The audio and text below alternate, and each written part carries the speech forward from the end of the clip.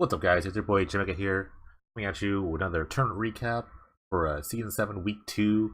The Sunday tournament was won, once again, by Briar Moss, with the exact same list, barring a couple of sideboard cards. It's Blue White Control here. Again! Briar Moss has been known to just kind of jam the same deck over and over. He's kind of adopts his philosophy if it's not broken, don't fix it. And that's what he's done right here. He actually did lose a match, though. He did lose one match to zombies. But he still beat everybody else and made it to the finals with a victory. So if you don't know, if you didn't watch the last recap, we'll go over really quick.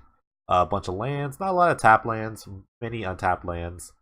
Very keen, just holding up counter spells. Aetherling, along with Porcelain Legionnaire and Aether Geode Miner. Weird creatures, but they do block early, and they all kind of help crew Cultivator's Caravan, which is sort of a mana accelerant. And also combos Vanish into Memory, because you want all those creatures with high power, low toughness, that get you a lot of cards. Also, if you Vanish into Memory a Cultivator's Caravan while it's brewed, you get to draw 5 cards, and you don't discard any cards, because it'll come back without any power and toughness. So that's a pretty nifty little trick that Briar Moss has adopted here. Tragic Arrogance, also another fun card that you get to play. You can just pick, just mostly kill all their creatures, take all their other permanents, and then when you're done, the one creature they have, just temporarily isolate it, and then you pretty much kill all their creatures. So it's sort of like a pseudo Wrath for everything, really. And then there is just a Wrath and a Planar Outburst there. The sideboard's a little different from last time. Instead of the Flash Floods, there's Overwhelming Denial and Confirm Suspicions, a little extra counter magic against Swords of Control decks, which actually are coming up more in this tournament.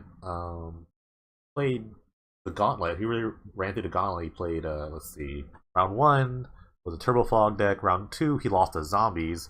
Then round 3, played Esper Control, beat that. Round 4, he played Jeskai Control, which he would soon again face in the finals, besting them both. In quarterfinals, played Zombies, and semifinals played a mono green ramp deck. So, yeah, what's going on here? Is Briar Moss just kind of like good playering us, or has he just figured it out? I'm not really sure. But it does take a while for control decks to kind of just like find their footing. What are you going to fight against? What are you good against? What are you bad against? And you can tell this deck is just very streamlined. Mostly to beat creatures, I think. Sure, he brought in some extra counterspells and the Denial and the Comfort Positions. But it's a very just kind of like draw a bunch of cards, sort of just kill creatures, block a lot. I mean, the Legionnaire and the Geominer. They block a good amount. They block through ones. They block almost everything, and it'll be interesting to see how do you beat this deck. Really, it's got a classic blue-white shell, but it's got a lot of choices that you wouldn't normally think that are good, but they are. They kind of work out. I don't know. I guess step 1 is to just not die to Aetherling, though it's very hard to deal with. But I think step 2 is just like trying to stay proactive. Like, the one match he did lose was the Zombies, and that's one of those decks where they can just kind of play a 1-drop, and then maybe they play a discard spell, or just kind of, like, disrupt you a little bit. And then, yeah, just kind of get through. Just killing the creatures early, I think, like, a part of this, big part of how he, like, bridges the gap between, like, the beginning and the middle game is actually just, like, disrupting this part, because this is his early game, between the Miner, the Legionnaire, and, like, Azorius Charm, just Temporal Isolation.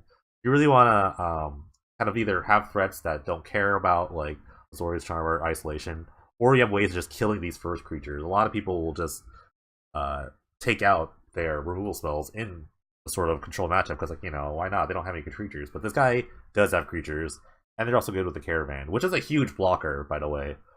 Turn 3, if you go just like turn 2 this, turn 3 like Caravan, that's a 5/5 blocker on turn 3. It's really hard to deal with. So the big thing is probably just killing these enablers, because this really does make his deck really good. It's like having these 3/1s, these random 3/1s into like a Vanish, which really just accelerates him beyond his wildest beliefs here. I think that's one way of sort of beating the deck. Another just like classic other ways of beating controls, like getting fast, disrupting their hand, just making some of the cards just like don't count in certain ways.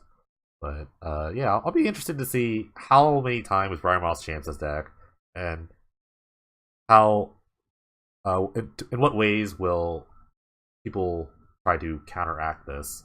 I mean, obviously, it's also if you're green, you can play uncounterable spells like Gaia's Revenge or just flash spells. I've always found that flash spells in general are very important. Just playing on your end step, making them tap out. Maybe if you're blue and you're some sort of combo deck, you should play Turnabout. You can untap you tap all their lands, and then so they can't really respond to you because there really is no good free spells, actual free spells, not just like rewind things like that. But maybe if you're black, you want to have more hand disruption in your deck, sort of like Labor the Heart, Distress, things like that. If you're red, you gotta have a way to deal with like Sphere of Law. Sphere of Law is like it's there, and it's not gonna get out of people's white sideboard. So you either want to kill them before Sphere of Law comes down, or you can invalidate Sphere of Law with your own like Thran Lens, things like that. That also, well, not really. Red sources in terms of creatures it doesn't deal with like burst lightning, things like that. So maybe if you have some sort of way of like getting rid of the Sphere of Law or changing the color of all your spells. I don't know. What's the last color? White. If you're white, weenie, just try to get on the board fast. Try not to play too much into a Wrath. If you're other sort of white, I guess just dealing with the creatures. Like I said, just dealing with the early creatures, dealing with enablers, not trying to get cheesed into like minor into Vanish or something like that. I don't know. But when you figure out how to beat the deck, let me know, because this guy has only lost one match so far in 2 tournaments, and he's won both. So it'll be fun to see where he goes from here. But if you want to check out all the other lists that I mentioned from this tournament, you can check out the link below. There'll be in the description. There'll be a link, and you can follow it on PennyDreadfulMTG.com. I want to thank you guys for watching, and I'll see you next time.